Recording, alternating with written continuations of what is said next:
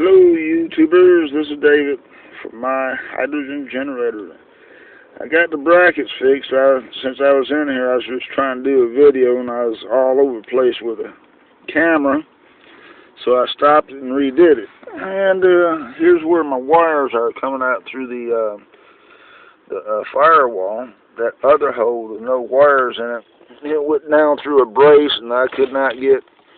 That's where I had I drilled that hole almost 5 years ago, and it just was not in a really good place. I had to go through two frames to even get through the doggone thing. Here I only had to go through one, and it's outside. That's two frames there. Okay, that's where I guess that's where the engine mount and all that stuff is right there, and it's double walled right there.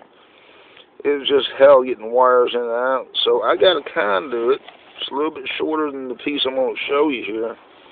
I'm going to weld it into this place right here, okay? So the reason why is so this hole does not cut my wires. I've been having problems with the metal here cutting my wire.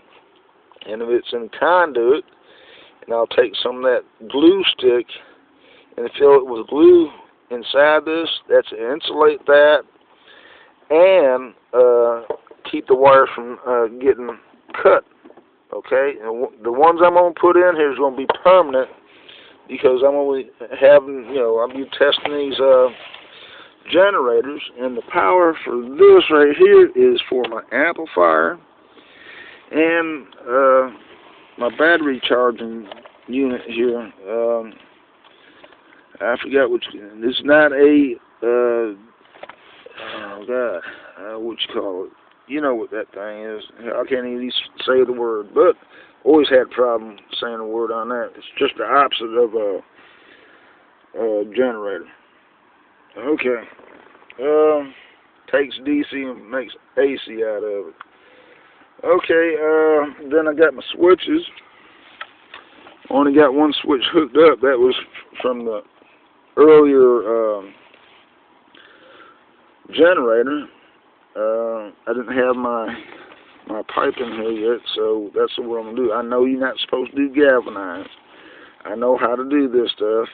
Just make sure you got a fan blown. I'm gonna put a pipe in there about that size, from my thumb out, just enough to get the wires through, so the wires don't get tore up anymore. And then I fill that with a glue stick, and it's easy to get the glue out. Just heat the end of it up with a lighter and melt the glue, and you just pull your wires back through. Okay, and then let's go out here and show you what I did with my welding, my ugly welding. I think it's all right. My ugly welding down here, look at that. But look this, what I did with this. I did what I was going to say, and I put the bar down here the same distance. Okay, from the top to the bottom of the bar is 9.5 inches. The same thing that's on this, 9.5 inches from this side to that side down there. And all I need is get a little C-clamp where this vice grip is at. I can slide this thing back and forth. Slide it back and forth, which is going to make it easy. I can't hardly do it with one hand. I tried to do that last video, and that didn't help none. But I can slide this thing back and forth, okay? Anywhere in here, I can slide it back and forth. I can hook all my stuff up, get all my stuff hooked up, and slide it over here, okay? And take that C-clamp, like I'm trying to do with this, and lock it in place, okay? And that's all I would have to have, and it's going to come loose here. Okay, let me get it a little bit further down. You know how hard it is with a one hand. So when it's locked down there with that conduit C-clamp, okay, it's going to be in here permanently. Okay, or I might just leave that in here. I really don't want to because that's a tool. But get a C-clamp. Now this thing's locked in place. It can't go nowhere. Okay, look at this. It just can't go nowhere. I mean, the bolt's moving. Okay, the bolt's moving, but this is not moving. Okay, once it's locked in place, it can't go anywhere.